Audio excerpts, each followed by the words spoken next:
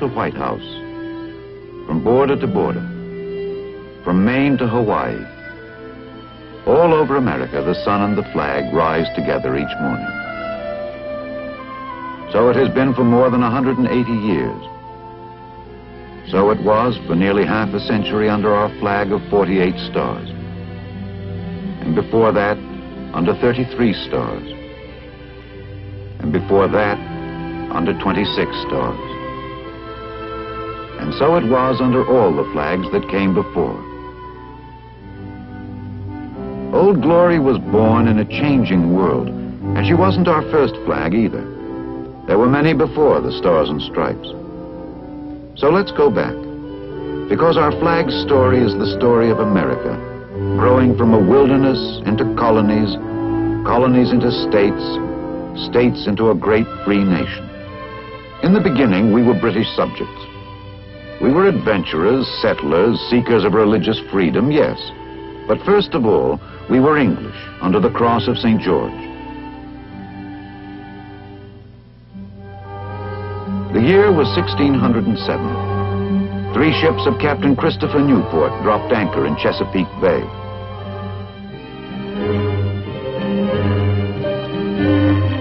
They were 4 months out of London. The new land was as strange to them as the planet Mars. Lord Percy's diary for this day says, "Ashore we found fair meadows and goodly tall trees, noble forests, the ground carpeted with flowers, game, fine strawberries, turkey nests, and Indians.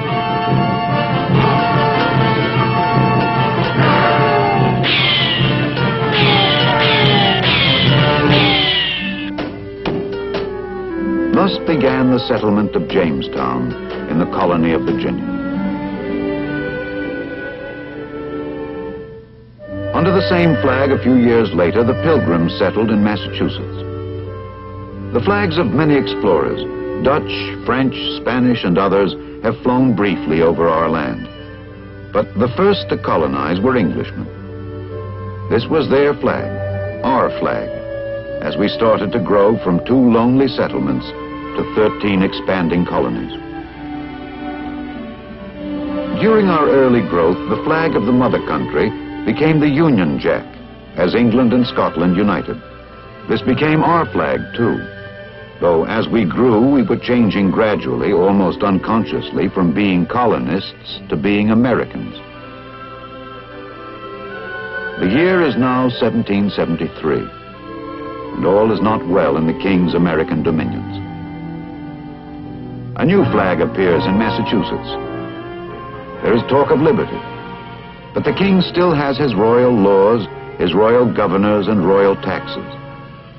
It is the tax on imported English tea that hurts the most. And so one night in Boston, Samuel Adams led some friends to a tea party dressed as Indians.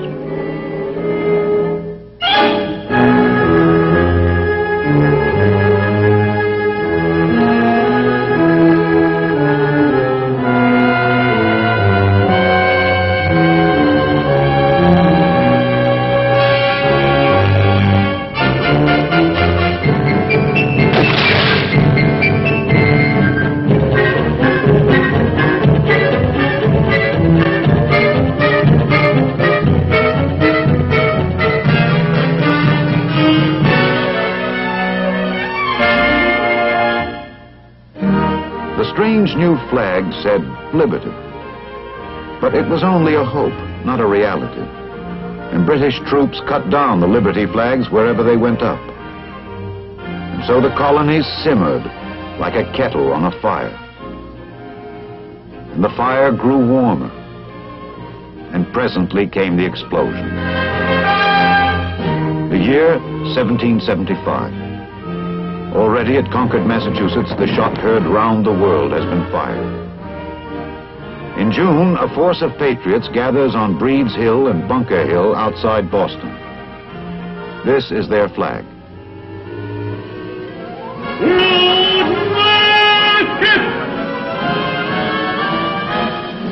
Don't fire till Hoist them their eyes! Fire!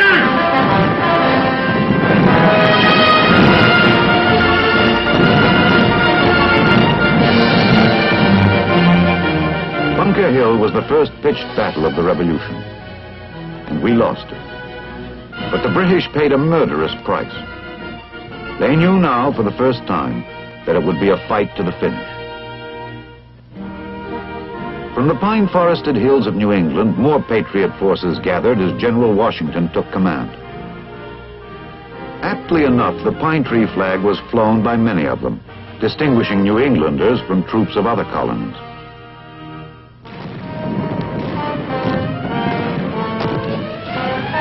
Boston was now besieged. The British troops that held the city were cut off by land. Floating batteries bombarded the British positions from the river.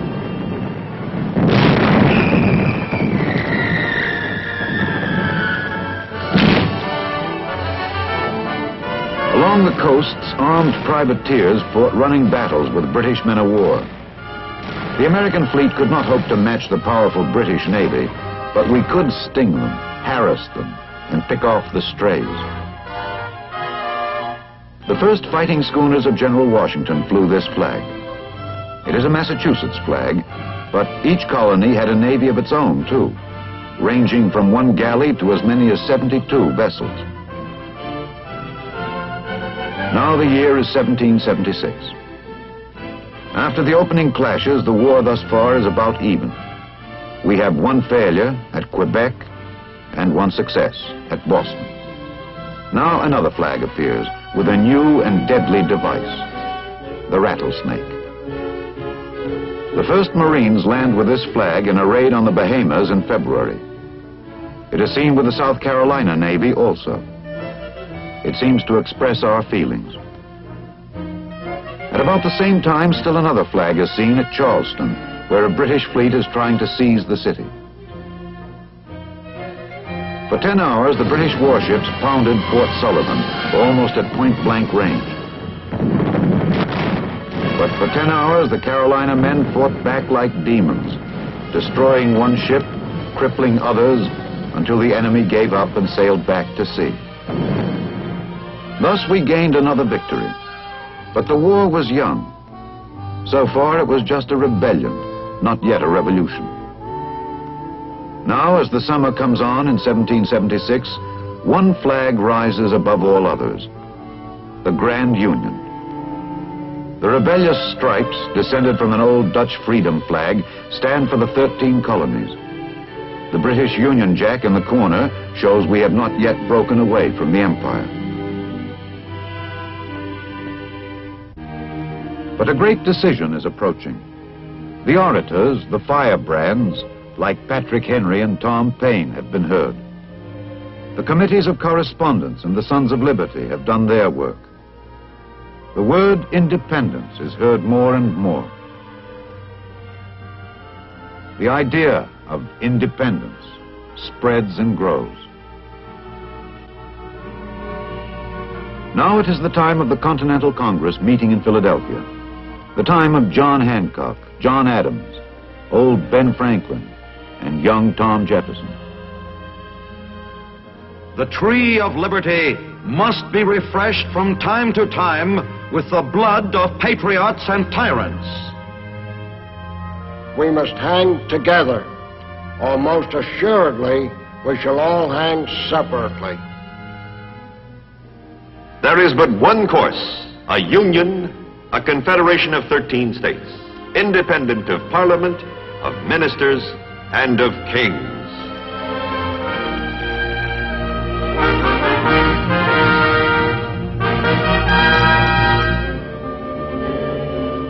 And so the day came, July 4th, 1776. Throughout the colonies ran the word.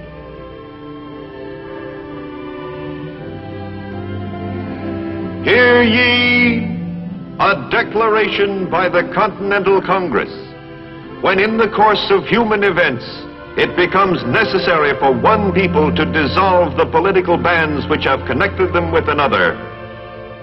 We hold these truths to be self-evident, that all men are created equal, that they are endowed by their Creator with certain unalienable rights. The history of the present King of Great Britain is a history of repeated injuries and usurpations, all having in direct object the establishment of an absolute tyranny over these states. Thus, in the midst of a war which the king might easily win, the colonists denounced that king as a tyrant and proclaimed independence throughout the land. No sooner had we declared independence than General Howe struck at New York with a big fleet and an even bigger army. Beaten on Long Island, we retreated to Manhattan.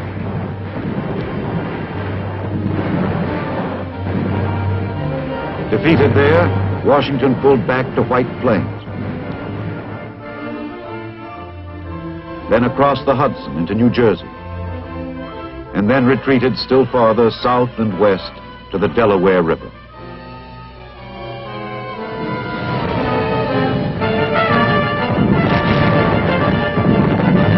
On Lake Champlain, meanwhile, a fleet of our homemade ships was sunk by British guns. Then, just after Christmas, 1776, Washington surprised the British at Trenton and Princeton and beat them decisively. The war was a long way from being over.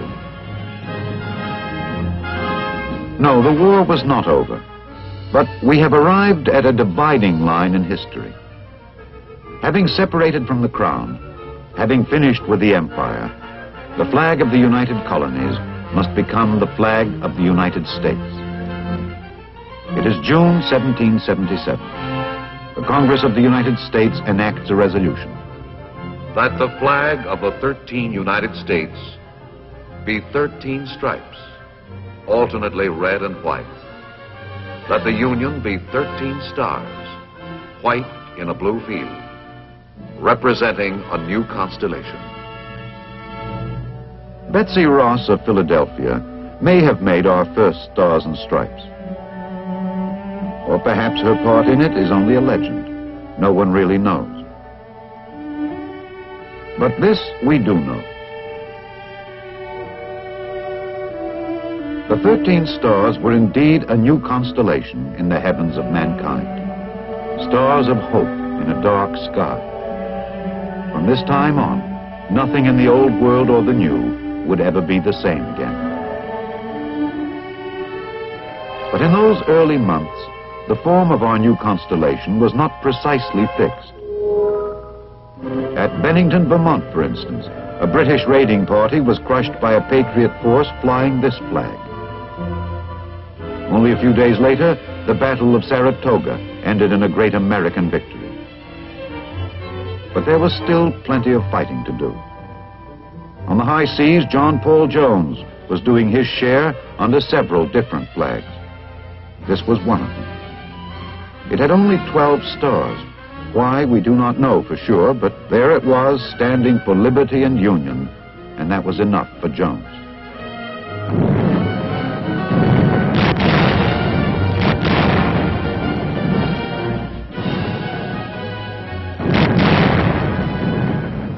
Charge your colors, Yankee!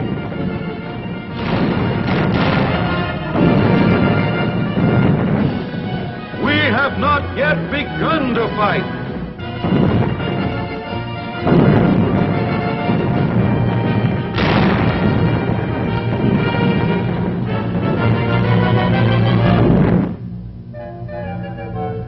On land in 1779, 80, and 81, the war flickered across the Carolinas.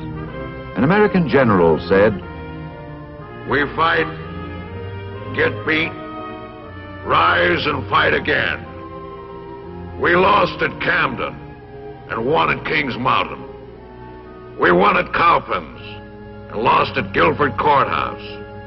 But win or lose, the British were paying dearly. This was our flag at Guilford. The stripes were blue and red. The stars had 8 points instead of 5, and they were blue on a white field instead of the other way round. Everything about the flag was wrong, except for one thing. It stood for the 13 United States. and that was all that mattered. The summer came on in 1781, and Cornwallis took his British army to the Virginia coast to contact the British fleet.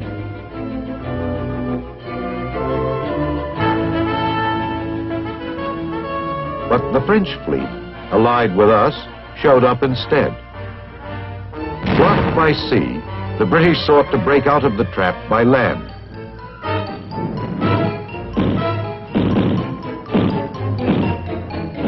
But Washington was there with every cannon the colonies could muster. It was time for another kind of flag.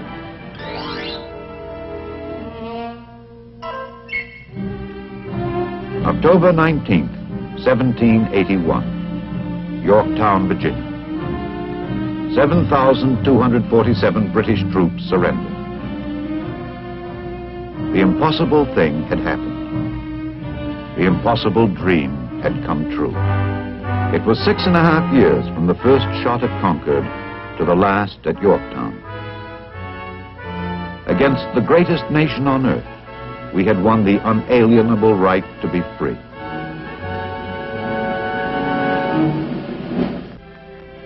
Now, in order to form a more perfect union, we adopted a constitution.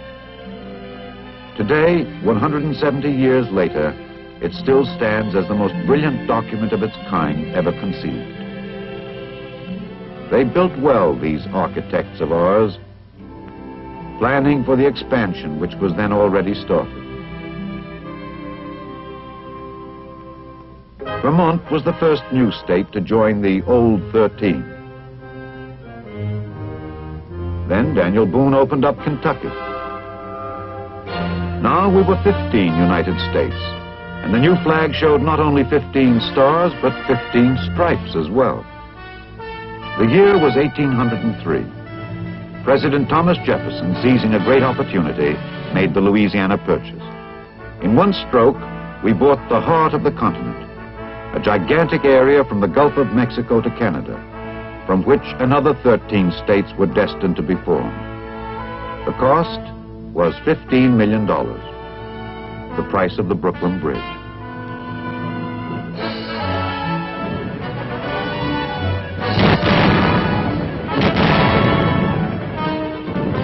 In 1812, we found ourselves again at war with Britain, this time over freedom of the seas. In this conflict, the spotlight of history shone on Lawrence and Decatur, on Perry at the Battle of Lake Erie, on Andrew Jackson at New Orleans. And there was another man who saw the bombardment of Fort McHenry, saw dawn break over its battlements, and caught the moment in deathless music. Francis Scott Key.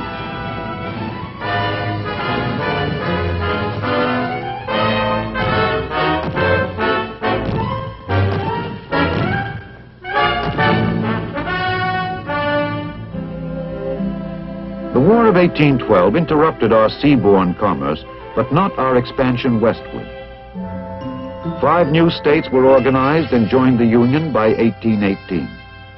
Now Congress returned to the original flag of 13 stripes. But since no rule was made as to arrangement of the stars, this flag, the Great Star Flag, came into being for a little while.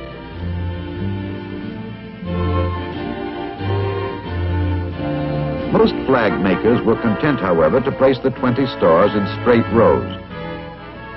Not that the 20-star flag could last for long. No, these were years when the making of flags could scarcely keep pace with the making of states. In the South, Mr. Whitney's cotton gin was transforming the entire economy, along with sugarcane and tobacco.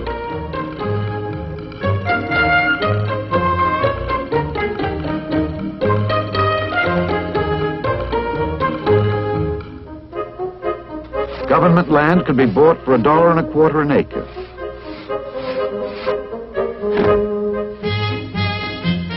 And if you didn't like it in Indiana or wherever you were, you could go out west to Illinois or on into into Indian country.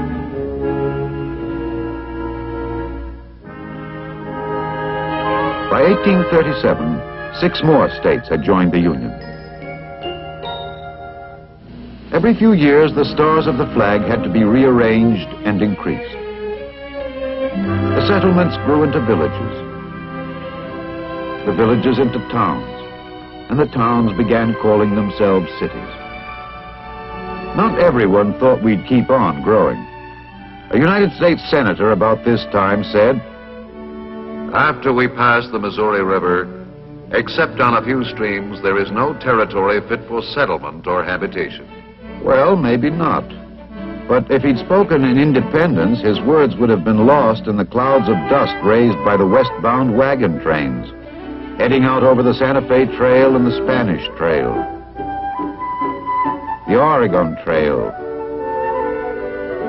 and the California Trail. Trails for the Conestoga wagons marked out by Kit Carson and John C. Fremont over 2,000 miles of plains and mountains. This was also the era of Davy Crockett, who wrote his name in history at the Alamo. Texas for a time was an independent republic. Then, in a short-lived war with Mexico, our southern and western borders were settled once and for all. By the annexation of Texas and the Mexican cession, we at length had reached the Pacific coast. And soon we had more states to add to the growing Union. Our flag had 33 stars in the spring of 1861.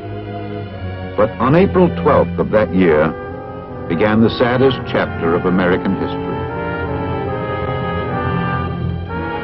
The Civil War started at Charleston and ended at Appomattox 4 years later. While it lasted, 11 states were in secession from the Union. The war raged north and south, east and west. Peaceful farms and villages became battlefields. Brother fought against brother.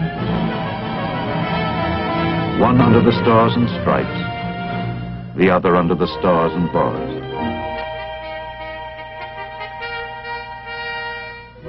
This battle flag was also carried by Confederate forces throughout the war.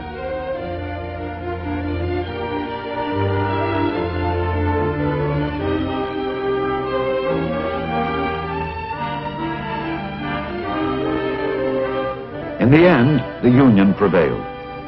A Union which now numbered 36 states, as Kansas, West Virginia, and Nevada added their stars to our flag.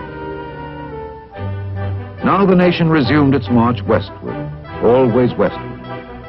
The herds of buffalo were vanishing, and herds of cattle appeared instead.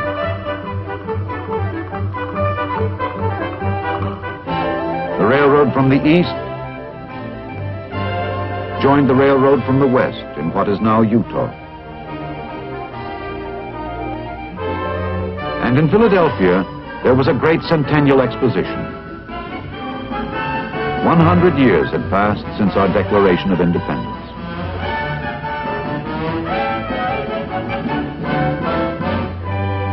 To mark this event, a Jubilee flag was flown, with the 13 stars of our first constellation now part of a bigger galaxy. Now the remaining territories quickly formed into states. In 1 year alone, 1890, 5 new stars were added simultaneously to our flag. And by 1912, all the gaps had been filled.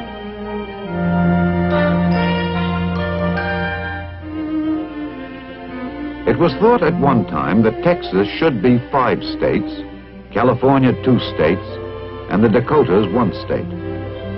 But when the arguments were over, we added up to 48. And there we stayed for nearly half a century, until Alaska and Hawaii made us an even 50. And so here is our flag of today. Our field of stars has now grown great, and in the 13 stripes there lives and shall always live the symbol of the 13 rebellious colonies who struck the first great blow for freedom. We began with the cross of St. George, a mere 3½ centuries ago, a short span indeed in the long history of mankind. But what we did in that time, with our great proposition of freedom, has altered history and lifted the hearts of men. For ours is a flag not of conquest, but liberation, not of oppression, but justice, not of domination, but dignity. To all men, in all lands and times, these are the colors of liberty.